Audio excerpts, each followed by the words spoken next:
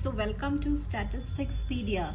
Now today's lecture is based on numerical integration. Now numerical integration जो है वो numerical analysis का एक unit है. So ये पड़ेगा कि numerical integration होता क्या है. That means all the concept and all the introduction about the numerical integration. So first of all, the question arises that why to use the numerical methods for integration. अभी जो आप पढ़ने जा रहे हैं वो हमें क्यों पढ़ना है. तो 0 to 1 x square dx है ना, इसको हम डेफिनेट इंटीग्रल बोलते हैं. और सपोज अगर हमें इसको सॉल्व करना है या इंटीग्रेट करना है तो it is very simple, because ये आपका फंक्शन है और इसको आप इजीली इंटीग्रेट कर सकते हैं. इंटीग्रेशन x³ by 3 आप सीधे लिमिट डालेंगे and the answer for this will be 1/3.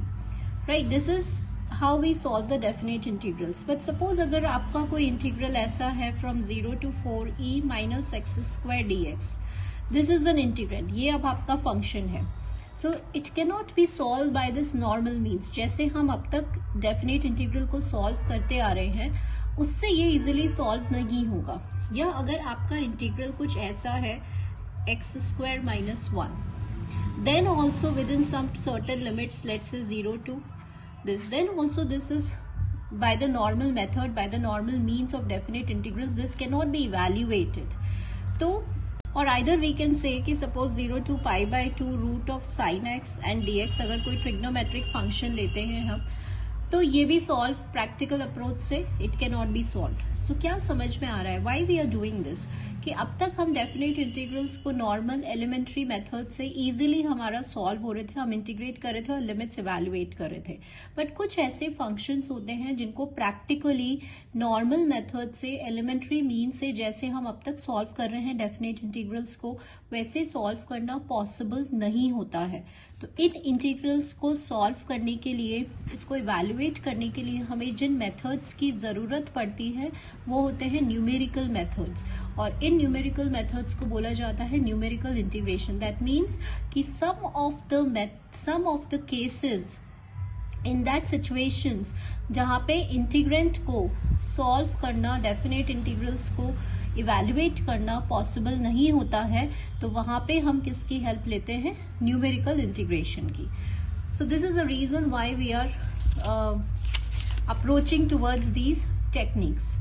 So let's have it quickly, हम एक बार पढ़ते हैं इसको. इन सच केसेस, जैसे कि अगर आपके ये फंक्शन है, डेफिनेट इंटीग्रल्स हैं, the computation by the means of the formula और elementary means may be difficult और प्रैक्टिकली इम्पॉसिबल. इनको इवैल्यूएट करना इम्पॉसिबल है.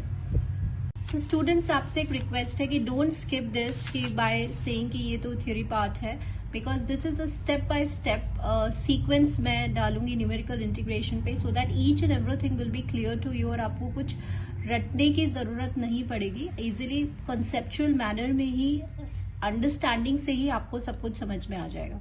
So just go by the sequence of the lectures. So how we can solve this? So in such case the numerical methods for integration are needed. ठीक है, by the means of numerical integration. So numerical integration क्या है? Definite integrals को आप find out करते हैं, उसकी एक numerical value ये आपको निकाल के देता है. That is known as a numerical integration. Now the question arises that how to apply this numerical integration. क्या method, क्या technique हम use करेंगे इनकी values निकालने के लिए. ठीक है. So, method or process used and how to apply these methods. Integral हमने थोड़ा सा इसको जनरलाइज फॉर्म में लिख दिया. ये आपका फंक्शन है. अब न्यूमेरिकल इंटीग्रेशन क्या कहता है कि इसको नॉर्मल मेथड से सॉल्व करना पॉसिबल नहीं है. So what is the process that we follow? इसको हम अप्रोक्सीमेट करते हैं. This is a sign for approximation. Within the limits, जो भी आपकी लिमिट रहेंगी, अभी मैं a to b लिख रही हूँ, इस फंक्शन को हम अज्यूम करते हैं by some polynomial and then we will integrate.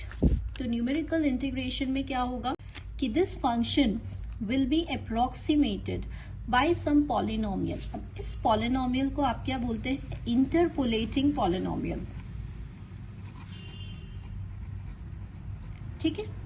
अब क्वेश्चन आता है कि ये पॉलिनोमियल आएगा कहाँ से.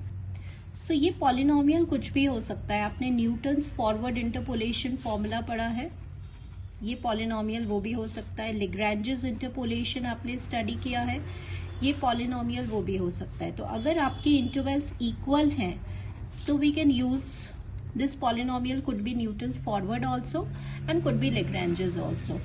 ठीक है, तो यहाँ पे क्या समझ में आया कि आपका जो भी फंक्शन होगा उसको हम अप्रोक्सीमेट करते हैं by the interpolating polynomial which could be Newton's forward interpolation और लेग्रैंजेस इंटरपोलेशन। तो ये जो पूरा प्रोसेस है न्यूमेरिकल इंटीग्रेशन का, इसका एक नाम दे दिया गया and that is quadrature formula. ठीक है, तो अभी हम रीड करते हैं। देखिए, the problem of numerical integration is solved by approximating the integrand by a polynomial। मतलब कि अब यहाँ पे आप जो फंक्शन है उसको आप अप्रोक्सीमेट करेंगे किसी पॉलिनोमियल से, और वो पॉलिनोमियल कहाँ से आएगा? With the help of the interpolation formula such as Newton's forward और लेग्रैंजेस एक्सेट्रा। और फिर हम क्या करेंगे, जब आप यहाँ पे इस पॉलिनोमियल की प्लेस पे सपोज न्यूटन्स फॉरवर्ड इंटरपोलेशन जब सब्सटीट्यूट कर देंगे यहाँ पे, तो हम हर टर्म को इंटीग्रेट करेंगे और upper limit minus lower limit करेंगे, तो हमारी जो पॉलिनोमियल है वो इंटीग्रेट हो जाएगा और आपको इसका आंसर मिल जाएगा। And then integrating each term of the expression between the limits. तो ये जो पूरा प्रोसेस हमने समझा that is known as an quadrature formula. And इस पी एन एक्स को हम बोलते हैं इंटरपोलेटिंग पॉलिनोमियल। और सी स्टूडेंट्स, अगर आपको न्यूमेरिकल इंटीग्रेशन मेथड समझने हैं जैसे ट्रेपीजॉइडल रूल, सिम्पसन्स 1/3, सिम्पसन्स 3/8 रूल, तो उसके लिए हमें क्वाड्रेचर फॉर्मूला आना बहुत ज़रूरी है, क्योंकि ये इसका बेस है। अगर आपको ये समझ में आ गया तो आपके सारे डेरिवेशंस इजीली हो जाएंगे। So this is a root, this is a base, this is a introduction जो आपको समझ में आना चाहिए। ठीक है, now get the today's introduction part about numerical integration. Now my next lecture will be the derivation of quadrature formula and then we will do trapezoidal rule. So hope you got this small introduction and overview about numerical integration. So thank you all the students.